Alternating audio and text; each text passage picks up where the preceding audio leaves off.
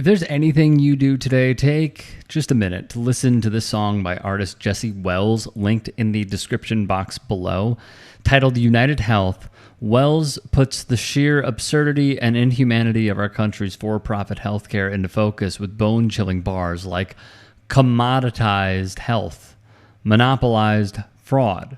Here's the doctors we own, here's the research we bought, and they own the pharmacies and a lot of the meds. They should start buying graves to sell us when we're all dead, making it clear as day to anyone listening that the system and the ultra-wealthy figureheads perpetuating and protecting the system by any means necessary is corrupt beyond repair due to a profit motive being attached to human suffering. The chorus of the song, there ain't no you in United Health, there ain't no me in the company, there ain't no us in the private trust, there's hardly humans in humanity, makes the sad, dark reality we're currently living in that much more obvious. Promoting class consciousness and organizing along class lines is the only way we can remedy our situation, and people like Jesse Wells are essential in spreading this message, because for every Jesse out there, there are an infinite amount of people willing to go to bat for our country's oligarchs, aligning themselves with their class interests, all for a hefty paycheck. The Instagram posts from nutbag people, which I was sent in the commercial break earlier, crazy. Like, he's cute, and people celebrating this. This is a sickness, honestly. It's so disappointing, but I guess we shouldn't be surprised. Gentlemen, thank you so much. And up next, the other big news out of New York, Daniel Penny. A lot of people think he's a hero. Now, he's a prep school kid. He's politically connected in Maryland. He's ready for prison? I don't think anyone's ready, Brian. Maybe you are, Brian, in a different way. But this guy's not ready. He's way too soft. He's going to get annihilated on the inside, and good. If he's not going to get the death penalty, maybe someone will do him justice behind bars. That's all I have to say about that. You should stop there. Right? People say that a lot. Look no further than Laura Ingraham, Jesse Waters, their Fox News colleagues, and the collective legacy turning a blind eye to and refusing to grapple with the root causes of why a brutal act of violence has resonated so deeply with the broader American public. Case in point.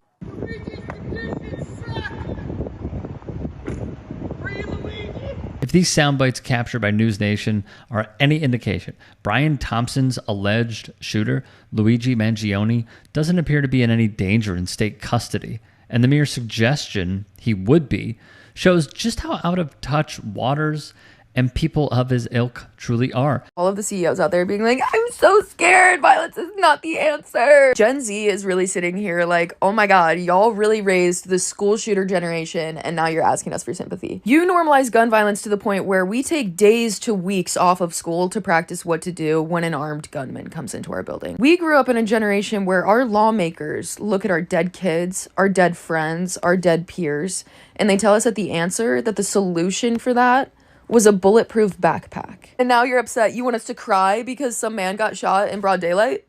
This happens. Welcome to a regular Tuesday at school in America. A brilliant point by this Gen Z TikToker. When regular, everyday American adults and children have been constantly subjected to all sorts of acts of violence, especially gun violence, and have been given zero empathy and zero solutions from the ruling class for decades, why are they surprised about any of this? It's because our country demands that we deify and venerate these people, which in turn cultivates an attitude of superiority and entitlement that has always been present among the wealthy in capitalist societies. This is not to comment, and this is not to say that an act of violence is justified, but I think for anyone who is confused or shocked or appalled, they need to understand that people interpret and feel and experience denied claims as an act of violence against them. People go homeless over the financial devastation of a diagnosis that doesn't get addressed, or, you know, the amount that they're gonna have to cover with a surprise bill and things like that.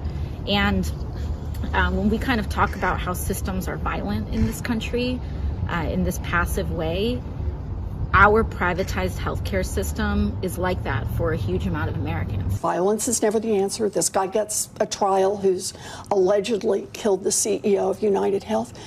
But you can only push people so far.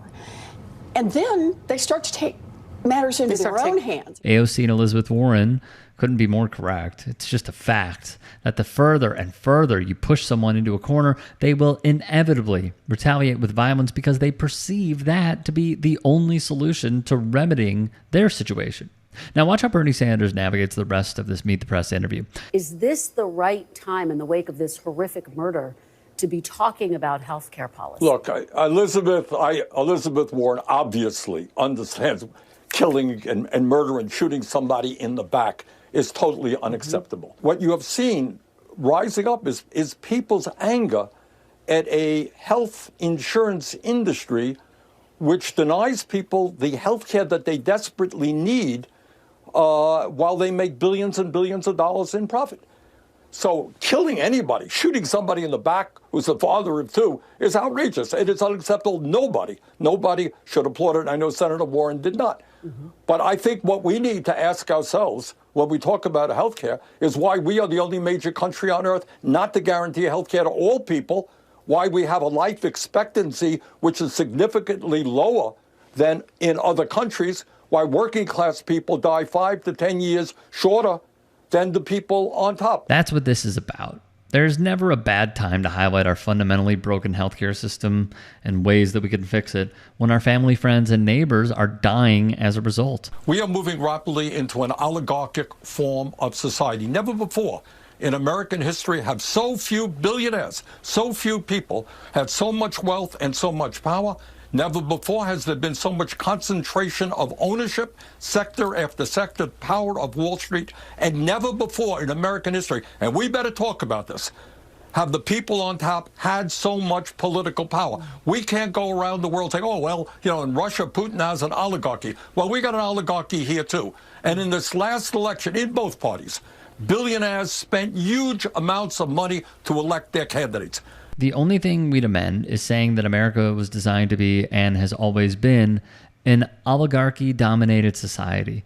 But other than that, Bernie was cooking during this appearance. And speaking of billionaires electing their preferred candidate, that people are reaching out to you and offering to help pay for his legal bills.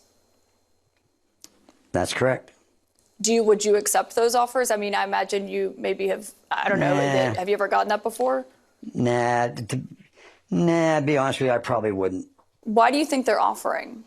I don't know. People, you talk about, the Supreme Court says, all these rich billionaires can give all kind of money to candidates, and that's free speech. So maybe these people are exercising their right to free speech and saying that's the way they're supporting my client. To reiterate, we're not advocating for anyone to take matters into their own hands and inflict vigilante violence. What we are advocating for is using the momentum for good by recognizing your class position and organizing across class lines to achieve the goal of Medicare for all. If you can and are willing, please become a paid member here at TYT Sports.